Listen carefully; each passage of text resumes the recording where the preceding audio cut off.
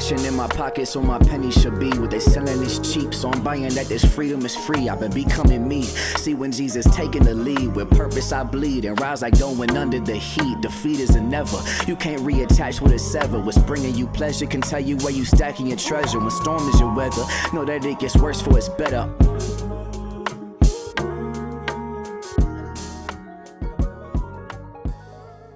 Hello, everyone. Welcome to the Esau McCauley podcast. I'm your host, Esau McCauley. And today, if you're not on the YouTube, you might struggle a little bit because we have two people named Hannah. The two Hannahs are going to be on the podcast today. We have Hannah Anderson, who's finishing up her MDiv at Duke Divinity School and who's a writer who's published tons of books. Maybe she can tell you about those later.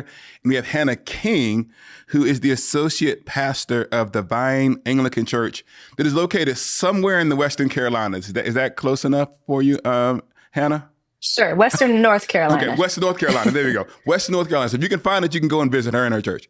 So today we're going to talk a little bit about internet anger and why we're always mad all of the time.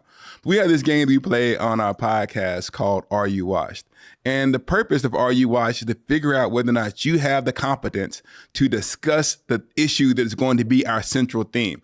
And so since we're talking about anger, I thought I might ask you, can you name for me your favorite grumpy TV character or movie character? And maybe we'll have to call them by like elementary school. We'll do Hannah K and Hannah A. Okay, Hannah King, do you have a favorite? And I have a list of the 10 best ones. So if you name one who's on my list, you get a gold star. So can you name me one of your favorite grumpy TV characters? I can, and I have young kids, so I hope there's some cartoons on your list. But the first person that came to my mind is the Grinch. Oh, the Grinch Who Stole Christmas. Mm-hmm. Shockingly, yes, I didn't have the Grinch. I had something that's similar to Grinch, but you're right. I'm missing the Grinch. Okay, what do you like about the grumpy Grinch? What makes him compelling to you as a character, or maybe to your kids? He's funny. I like all the Grinches. Okay. Jim Carrey is my favorite because that was my era, you know? His one-liners are just, I don't know, memorable. So there's a certain amount of endearingness to his cruelty. And he kind of puts on an angry front, but the little girl sees through it. Aww. And so it's a little bit of like my anger is my shield for my sadness, which I think resonates. Oh, so your Grinch isn't a true Grinch. What about you, Hannah Anderson? I'm just going to use Anderson. I don't know if I can call everybody Hannah A and Hannah K. That feels like I am in elementary school. Hannah, do you have a favorite grump? I do, and it's more related to like memories of watching this with my grandma, and I probably shouldn't have been watching it, but it's Archie Bunker. Oh. So, my grandma would watch that back when she'd be babysitting me, and so I'd sit and get the full experience. Yeah, I remember, and interestingly enough, Archie Bunker, is it Bunker? Okay. He is on every single list as like one of the famous grumps in the history of television. So you're there. Now, do you have one? I do. We're going to let Mike. Okay, Mike. I was going to say Ron Swanson from Parks and Rec. He's on the list. He's another one though, kind of like the Grinch, where he's grumpy, but he does have a heart of gold. Yeah. In deep down. So he was number 8 on my list. So there we go. A couple of ones that you all did not mention that made the list. Oscar from like Sesame Street. And then there's like the two grumpy, I forget their names, it's Stadler and Waldorf or whatever from the Muppets. Those two grumpy old guys. Men. You have Al Bundy, Eeyore, Ron Swanson made it. Mo from The Simpsons made it, but and I realized I went through this list and there were no black people. So I had to always go and think about who are the black people who don't get credit for being good Grinches. And the two that I have here were George Jefferson. If you've not seen the Jeffersons, that's kind of from the same era, at least in my mind. It's the same. It was the same reruns. It'd be Archie Bunker, and in my context, it was, I don't know why, the Incredible Hulk, who's also kind of, he's a nice guy, but he turns into a monster if you make him angry. So I guess he's a bit of a grump. Now, Esau, did you come up with this list, or did you find this? I found the white people, but then there were no black people. So I had to go and add the black people. I was going to say, Eeyore is sad, not grumpy. I think there's a difference. Oh, okay. Then you're right. Well, this is the list I stole from the internet. Okay, so fair enough. The one... Esau. Yes. Go ahead. What about Carl Winslow? Ooh, Carl Carl County. Winslow. He's a bit of a grumpy guy. Now, one of the things that I think that we probably will say is true of these TV grumps is that there's a certain kind of, as we mentioned with the Grinch, it's almost done with a wink. And all of us have people in our lives who kind of have dry, sarcastic senses of humor. And there's this idea that they may be grumpy on the exterior, but on the interior, there's a heart of gold. Or at least there's something redeemable about the character. But one of the things that I've noticed is that it seems to me that what I see on like the internet, our kind of social media world, is not like grumpy with a heart of gold, but just basic, we're angry all of the time. And this maybe came to me first when I was first starting to write and do things. And I was always told, don't read the comments. That was like the first thing they tell you whenever you publish something, don't read the comments. And both of you written publicly, is that the advice that you were given too? Yeah, and it was good that I kind of got in after comments. They took comments away. You remember that? Yeah. Like we had them. Yeah. And then everybody was like, this is a dumpster fire. We're done with this. No more comments. You have lost your right to comments. Okay. And they're coming back with like Substack now, I guess. But yeah, it was don't read the comments. So did you ever make the mistake as a rookie to read the comments? Did you do it the first time? Of course. Of course. Now, what did you find in this interesting world, Hannah Anderson, in the world of comments? For people who aren't writers, they may not know what it feels like to jump into the comments. What was it like when you dipped your toe into those waters?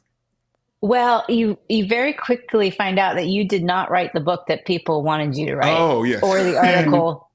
And, so that's tough because then you have to hold that back and be like, well, I wasn't writing that book, but you just let it go. But yeah, a lot of people read your stuff with a completely different article or book in mind, and then you fail to deliver it. Yeah, one of the things that's really tricky is that when you are a writer, you can't improve without feedback. And so part of the way that you improve is by learning from your audience. And sometimes the criticism that people can give you are fair and they're accurate. It's like, oh, I could have done this better. But one of the things that happened when I first wrote a New York Times article, I think it was my wife or someone sent me this note that said, oh, there's this like really nice comment about your piece. And I don't know if you've ever gone there. There's like the most liked ones, and then there's just like the general, I call it general pop, like in prison, where it's just like the whole crew is out there. And when I clicked on the link, I didn't go to like the most liked one where everybody was saying, liking the nice comment. It was this person is the worst. And so I was just like, oh no, I found myself in this dark hole. And so maybe I would say though that what began almost in the comments, and it was mostly like, you had to choose to whether or not you wanted to dip your toe into the comment waters. It feels like now that negativity that was almost comment based now exists more broadly speaking, that the internet is pretty angry at just about everything that happens. And I know that you had some examples of this or some headlines. Can you give us some of those? So I just searched this morning in Google News, why is the internet so angry? And this is what it came up with. A bunch of these articles. Walmart's new logo is making the internet mad. From Vox, why is everyone mad at Blake Lively? From Slate, Selena Gomez cried in an emotional video. Now liberals and conservatives are attacking her. From Yahoo, the internet is so mad at Oprah about weight loss. Here's the tea. The tea's here now. And then maybe my favorite one is just so random. From MSNBC News, why the man versus bear question has angered so many people on TikTok. So we're angry all the time. So this might be an overly simplistic question. Have you noticed this kind of instinctively negative or kind of critical response to most of the things that happen in public? Is that something that I'm only noticing? Or maybe Hannah King, how have you seen this in your own kind of social media feed and world? I mean, people are pretty angry right now on social media because we have a new administration. Yeah. So, I usually stick to like kids and cats on social media.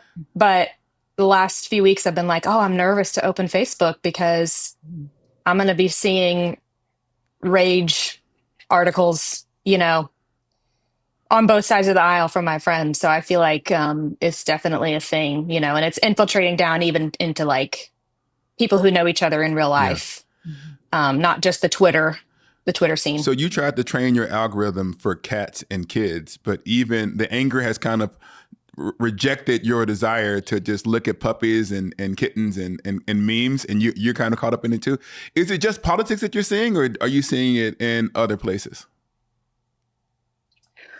I think, well, I'll speak for myself. On Facebook, it's a lot of politics right now. On Twitter, I think I'm seeing it about everything, and even in like theological spaces. I mean, I can always tell, like, oh, someone said something that's making people react, and I don't even know what the thing that was said is, but I'm seeing all the reactions, and we've got debates going. Hannah Anderson, I'm going to ask you this question. I'm going to see if you're a better person than me.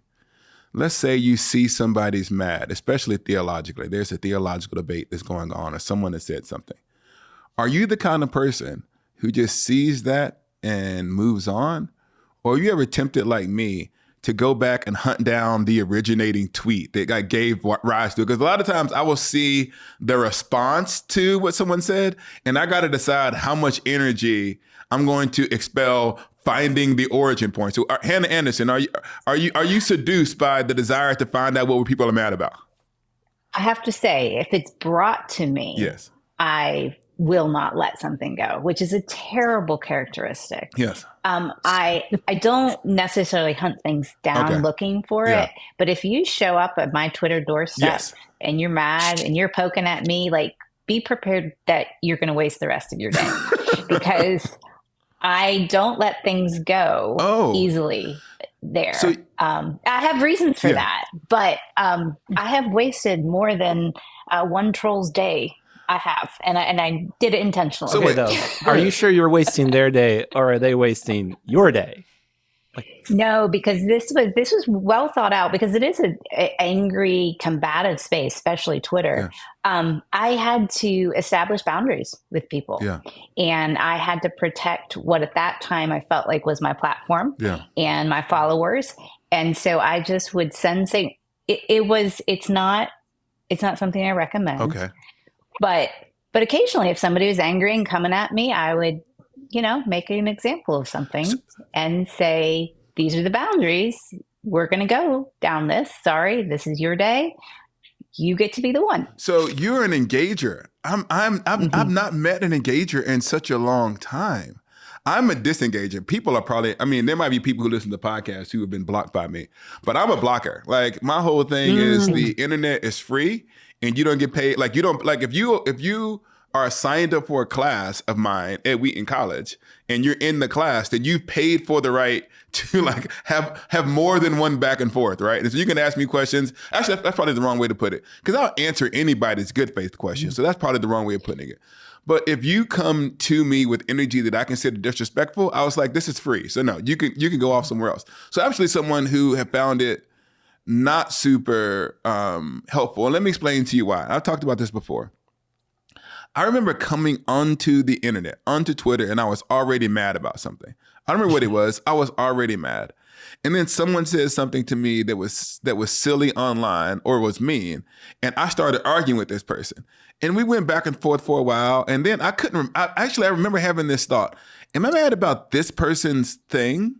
Or am I mad about like something that was happening in my life that I'm working out on social media? Mm-hmm. And if I'm having this reality that maybe my bad day is influencing how I'm talking to this person, is it possible that this person is also having a bad day offline and the two of us are just like unfolding our trauma in front of in front of each other? It's just, I don't actually know the context of someone's life. I just made it my point to just say, you know what? I don't argue with you. I'm not saying that's my philosophy, because Hannah Anderson, you seem to have a different philosophy, which is, if you don't start none, it won't be none. Yes, that's right. We can all be adults here and we can be polite and we can disagree and we can debate. And I loved Twitter 1.0. Okay. Loved it. It was my space.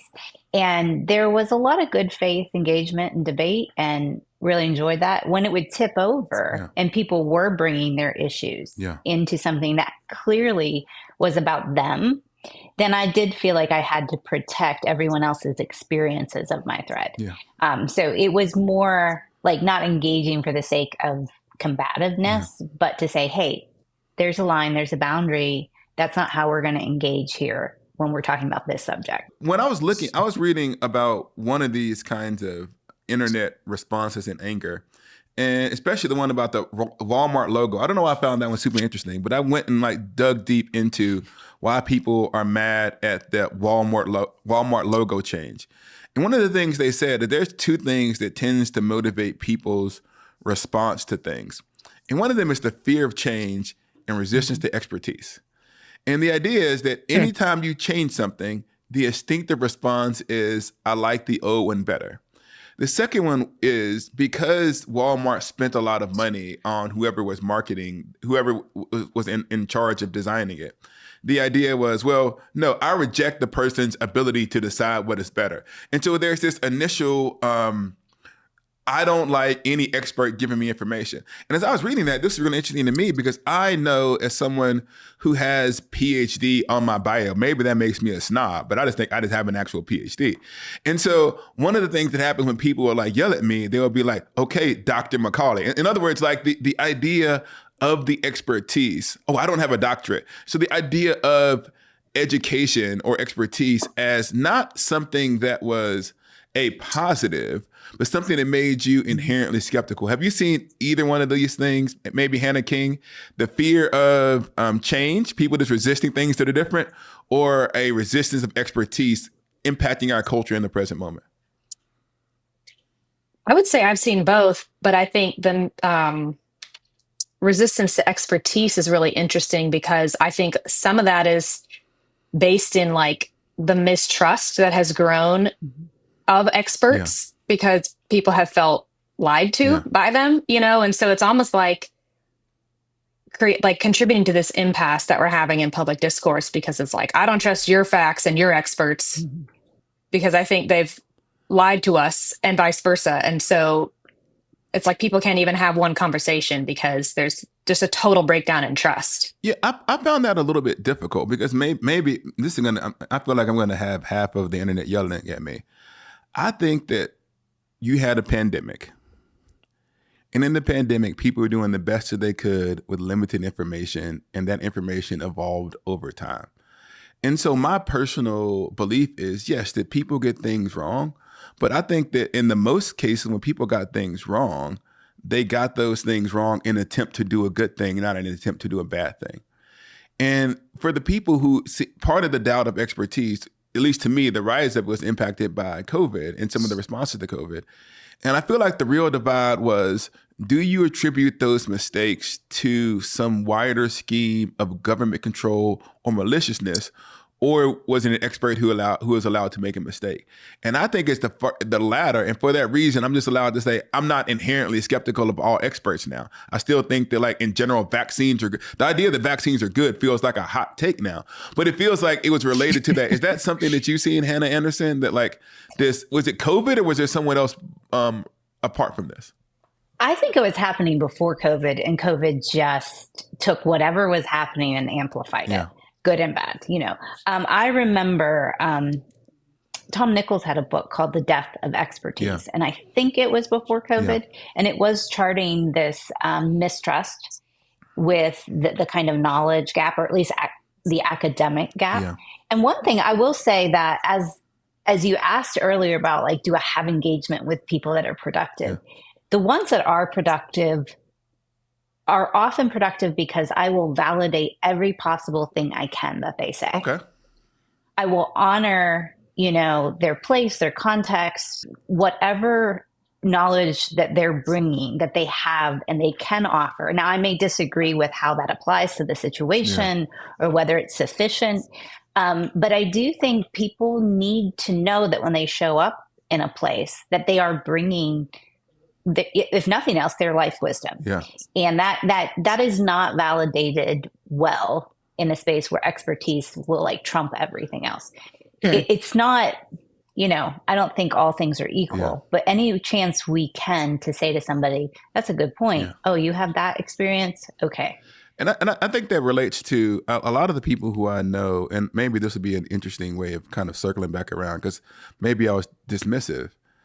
is that the people who have vaccine concerns, some of the people do, or they have children who have sicknesses and they felt like they weren't listened to by doctors, and their parents who are trying to figure out there's something wrong with my kid. And the issues related to what's going on in my kid does not seem to be taken seriously. And then they find themselves in these communities where people do hear them and they do take their concerns seriously. And that validation creates this kind of interior community, because there is a certain amount of, like you said, parents know when there's something wrong. And so maybe you're right that there is this sense in which we can be excessively dismissive. Now, it's not just, though, here, the kind of resistance of expertise and the fear of change. One of the things they talked about in the other articles are these people who are called like rage bait influencers. And these are people whose goal is to post something that is going to get you upset. Mm-hmm. Now, I don't want to talk about that just as a general social media thing, because we kind of know those. Those are clickbait articles. I can't believe this happened. I think this happens in the church, or at least in Christian social media in particular, where someone will stake out like a very hard either right or left idea for the purposes of getting engagement. And what I see is, okay, there's someone say something that was profoundly misogynistic, and they would just put it out there. And then the people who oppose it respond like, oh, this is bad. So then we kind of quote tweet it, and it creates this rage cycle. And I feel like there is a path to internet Christian influence that is the path of rage. Have you all seen that in your own context, Hannah? Do you see like that? Do those rage tweets or things kind of slide across your social media, or is your algorithm resisting those things? No, they do. And I see them as kind of low hanging fruit. Yeah. So I just generally ignore it because it is so obviously trying to get a response, both positive and negative. The thing that's interesting to me is I come from a background in the church where rage was part of the culture. Yeah. So I see it online now, but I also feel like, okay, that tracks. Yeah. That's something that has existed within the American church. It may have grown, it may have been normalized, but it's always been present. Yeah. Now, maybe you see, once again, Hannah, you're much better person than I am. I have seen when people. So one of the things when you have something of a moderate platform, like I would say that I have, and I watch other friends of mine who are like, I'm not saying they're bad people or anything like that, who are on social media. And then when you have something of a platform, people will yell at you. People will get mad at you. And you can use their anger at you as kind of a reverse mind trick. Mm-hmm. And so you can say, look at this person who we all agree is a baddie who's mad at me. And by me showing this to you, this erases your, resist the bad person by buying my book. And so I remember there is this, I think I may have talked about this before on the podcast. Maybe I did. But I had a couple of months ago, I put out this kid's book called Andy Johnson and the March for Justice.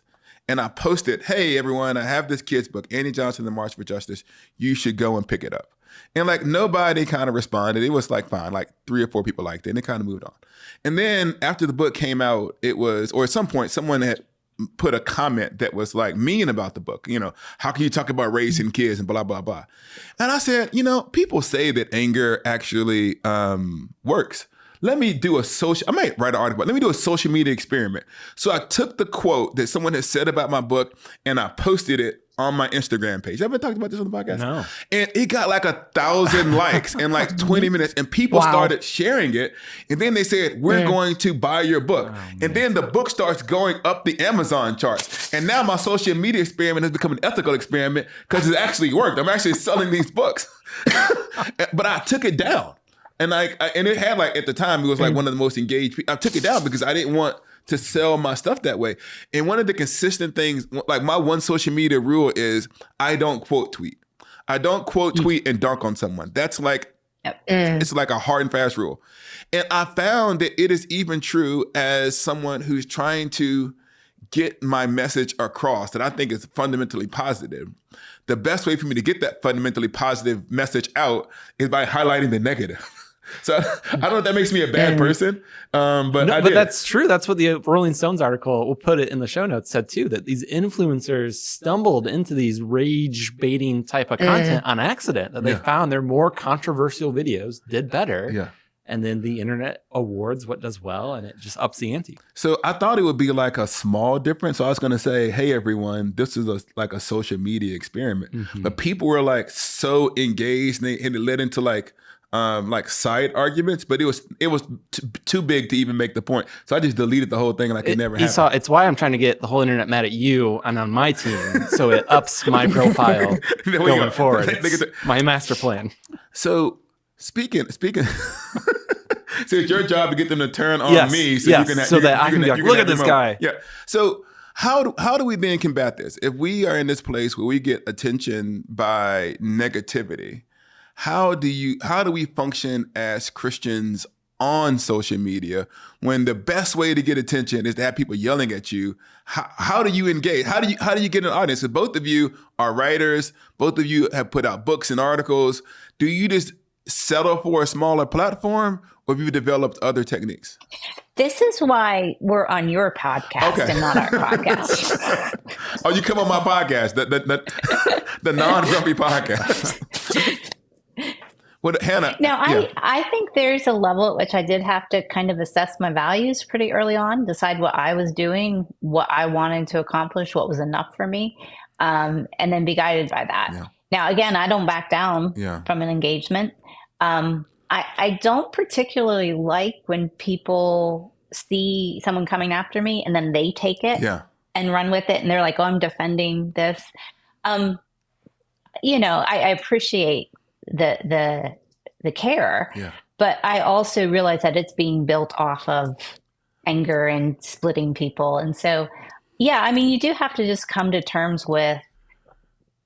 You have to know what you're doing and why you're there. Otherwise, you will get pulled along by the algorithms and what sells. Have you ever? Go ahead, Hannah. Hannah King. Sorry.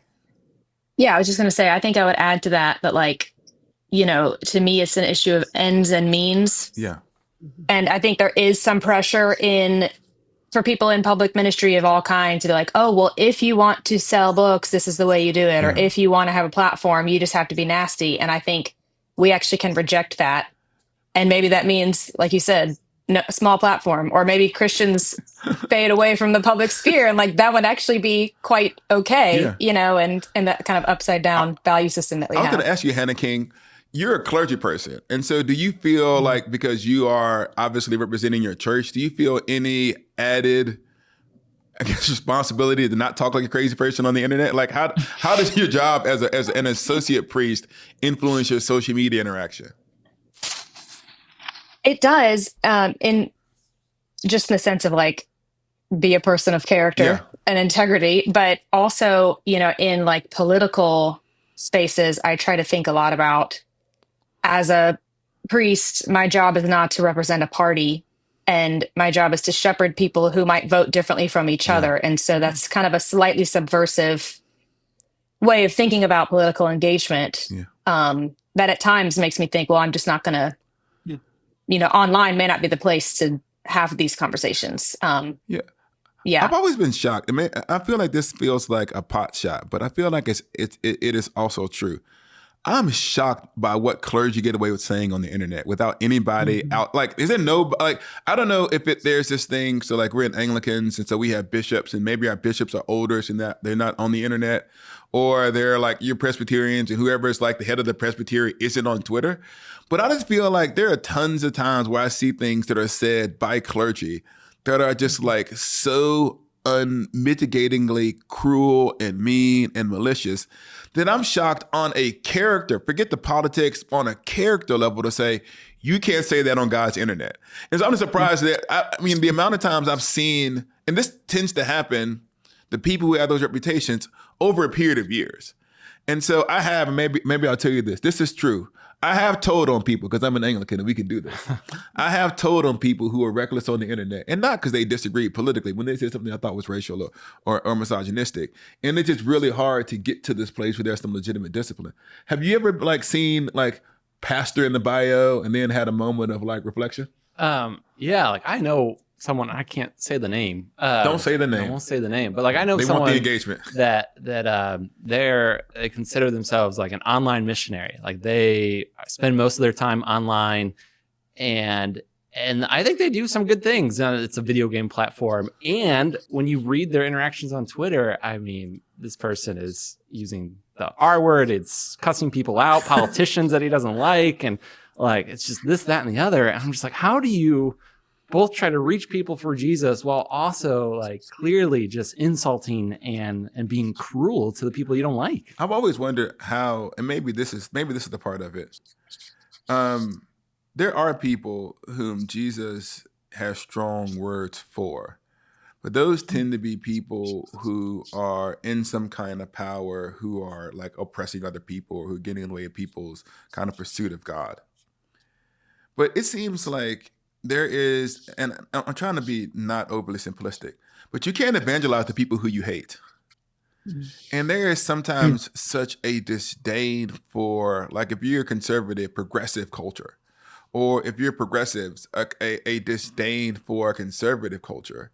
And that I don't see how there's any other response than utter contempt is what you want me to feel. And how can I evangelize someone who I seem to functionally hate? Now, here's a question I've been thinking about a lot.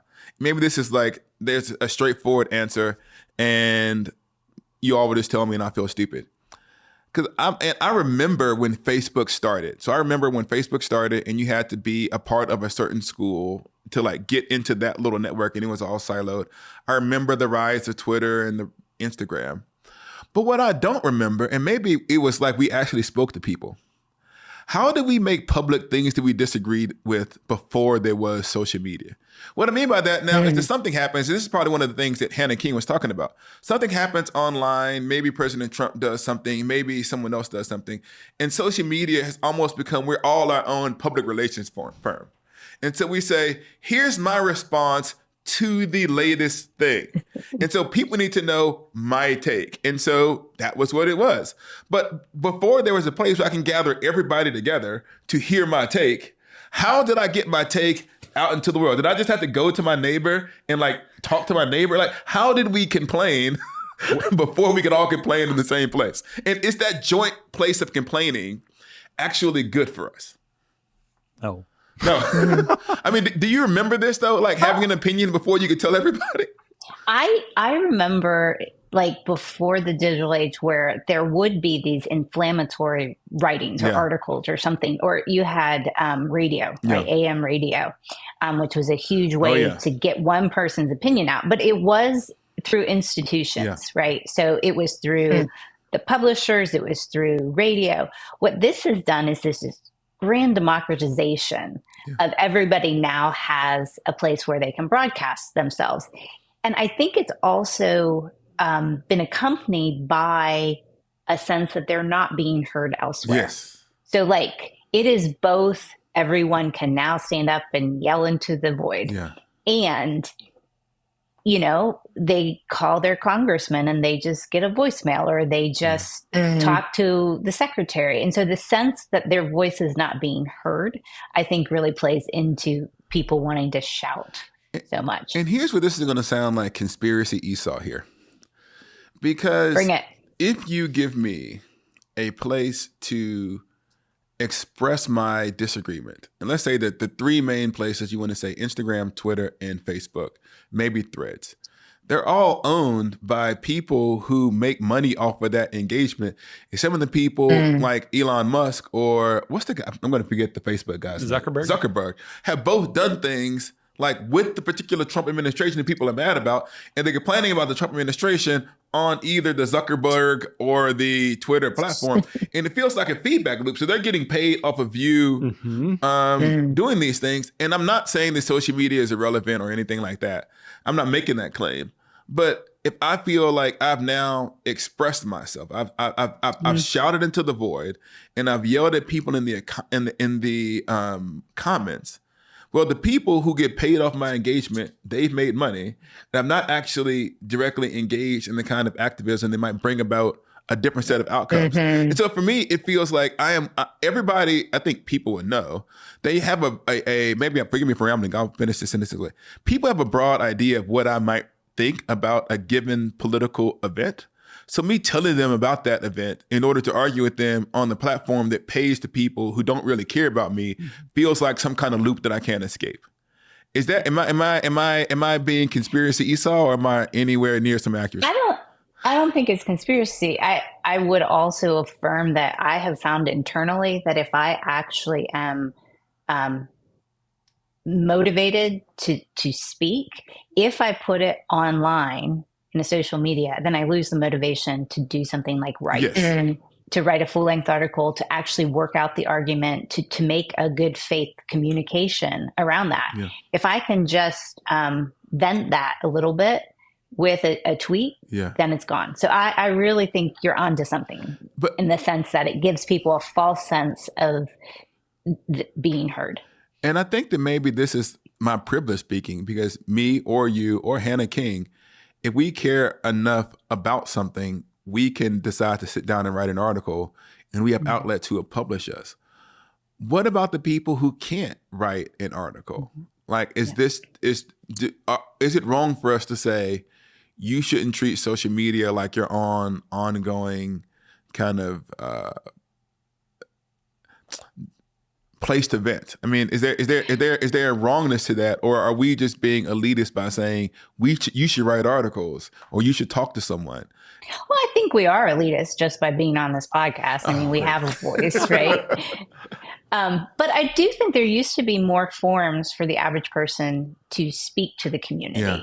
So, you had letters to the editors, you had town halls, you had a community that you could name these things with. Yeah. And I think it is also the loss of like gathered community where what's happening online is it's a false gathering, but it is your people brought together in one place to be able to speak to them. Go for it. I actually have a friend in my church, an older lady who does not write articles.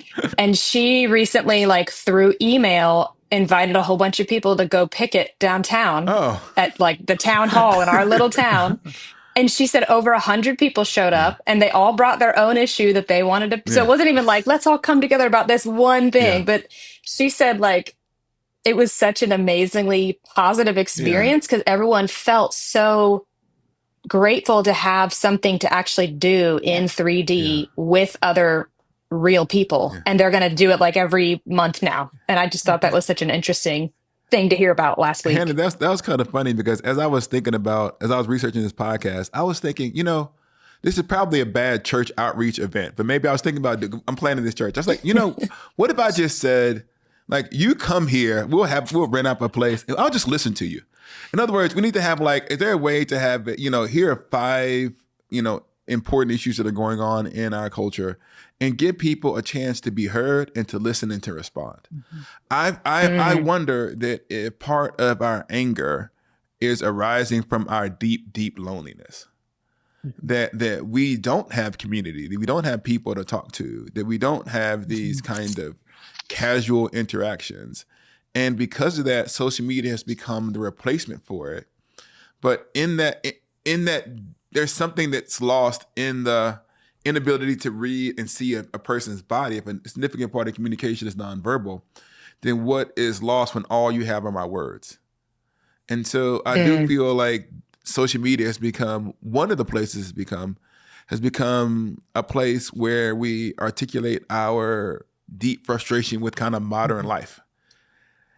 And if that's the case, go ahead, Hannah King. I like that. I think a lot of the online rage is because we don't know how to express our anger in real life, and we need to learn how to do it again in a way that's more humane than just like what you can say about somebody on the internet is probably, hopefully not what you would say to their face, or you would at least learn the consequences of saying it. One of the things that, face-to-face. I'm sorry, Eric, one of the things that, then we'll kind of wrap it up and I'll ask you one follow-up question. One of the things that helped me a lot is that sometimes the internet would actually ruin my day.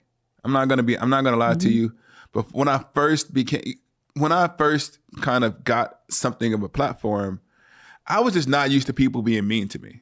So what I mean by that is that as I go throughout my day, people don't just randomly insult me as I walk along the road. Now, obviously, I'm Black in America, so sometimes you have racial incidents, but those are years apart. It's not like on a random Tuesday. And so it was the first time someone had actually said something cruel to me. Like, it's weird. I was called a cancer. I was called Satan. I was called, like the devil. I was called everything. And I was like, wow, there's someone who exists in the world who thinks of me as satanic. That was kind of a hard thing for me to get around. But then at one point I realized, because I was down by something someone had said on the internet, and I was walking around on campus and I realized everybody who had seen in person on that day was actually kind to me. That the actual people who I lived an embodied life with were people who were genuinely, I think they like me a little bit. I mean, me and you are ops, but the most of Holy Post I get along with. And so I realized that I learned how to separate myself emotionally from the anger that people have towards me, because I'm not even sure it's me that they're angry with, because it's the person that they've invented. So if that's the case, maybe I'll ask you this last question. You hinted at Hannah King a moment ago when you talked about what the person did in your church. How can the church be a witness against this rising anger in our present moment? Are there practices or things that Christians can do to kind of help their people deal with either the anger that they see online or maybe even the loneliness that leads to anger? Do you have any suggestions of wisdom? We'll start with Pastor Hannah King, and then we'll end with Hannah Anderson. I mean, the first thing that comes to mind is we need more spaces to lament. And I think that can happen in the context of worship, allowing people to bring their hard feelings into the presence of God, in community. And I think, we can really emphasize prayer, intercession, similar, like, hey, there is something we can do, and there's a way we can make our voice heard. We can come together in common prayer. But I also think, common prayer. Oh, just common prayer. We're that's a good one. There was not that there was any controversy or anger around that when it was first put out. No, not at all. Not at all. Just a couple of beheadings here and there. But the other thing I was going to say is just basic discipleship in like, how do we have healthy relationships? We're doing a small group right now on the emotionally healthy relationships course, which is the Pete Scazzaro universe. And it's kind of kicking my tail, to be honest. Like, let's learn how to like become aware of our unspoken expectations of other people, and how do we just get those basic skills of interaction and conflict, and learn how to do that in a healthy way. Okay, then there we go. Hannah Anderson, do you have anything to add? I'm going to actually second that kind of advice about helping people gain emotional awareness, because what I see a lot online is that they are coming with burdens and they can't stop long enough to assess what is going on. Because, anger covers what is actually happening. It's not anger, it's fear, it's frustration. It's shame. The amount of shame that lies behind this anger is, it's huge. So I would say, in terms of like spiritual formation or discipleship, that the target needs to be toward helping people know their inner life as it relates to God. And I would say the reason I think that's so powerful is because you see how many people are pushing against emotions and empathy and self-awareness right now, because that will actually break some of these cycles. Now, once again, I cannot remember because I do too many different interviews, but you know what? I'm going to leave the state. I'm going to leave. Empathy is like red meat right now for me, but I'm going to just like use some discipline. There's a podcast. We're doing another podcast. We're going to do a podcast on empathy. So can I add one more potential solution? Go ahead. I think we need to teach our people to have less opinions about more things. I think something I have grown to learn is when I am outraged about everything, I am outraged about nothing by definition, because nothing is then actually truly outrageous if my default reaction is always anger. And so I'm trying to work on having less opinions on more things, but then strong opinions on less things, so that when I do have a strong opinion, it matters more. Yeah. I think that maybe that relates to what I wanted to say. What I've tried to do is to have less performative anger.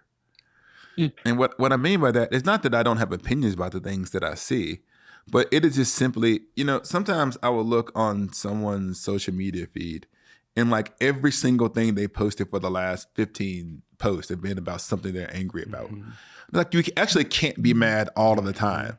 And so for me, I'm like, okay, if everyone knows basically what my opinion is, and it feels important for people to know that I'm angry about this, that am I actually revealing anger or am I performing anger? Yep. And so, and be honest, maybe at this point, most of the stuff that I see now isn't actually making me angry in so much as it's making me sad. Yeah. Maybe this is where Hannah King's discussion of a lament is true. Yeah. I'm just lamenting where like we are sometimes as a culture and as a society, and we're just seeing the kind of unfolding ramifications of our own social brokenness play itself out.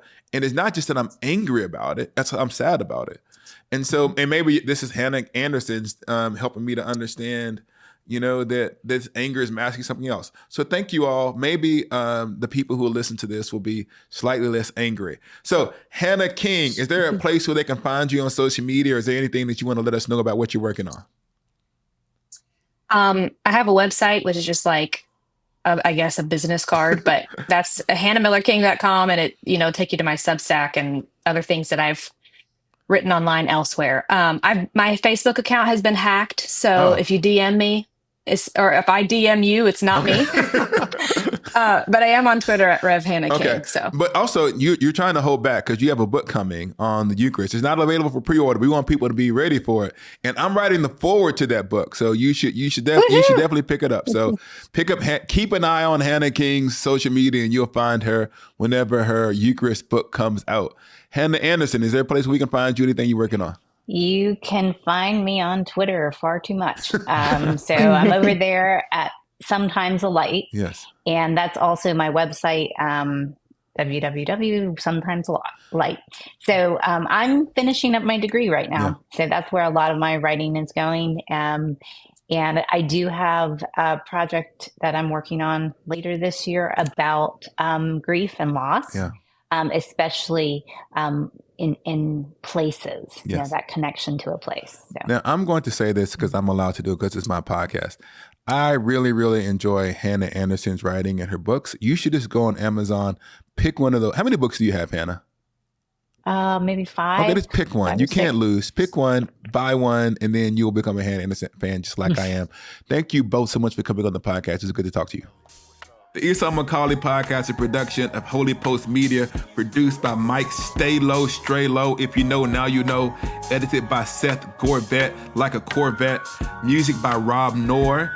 Make sure to follow the show wherever you get your podcast and leave a review so more people can find it. See you next time. I'm out. I'm penning these letters with prayers they can aid your endeavors. It's clever benevolence, tasted it, wrestle with, still wrestling. Touch my side and it crushed my pride and told me I'm blessed within. Receive a Christian platitude with gratitude, but in the saddest news I live in doesn't add up to the Beatitudes. Catch me in the catacombs, chiefing like they Pat Mahomes, catching bullets, tackle foes, running plays, defending zones. Field got him doing football numbers, only average grown. He was acting grown.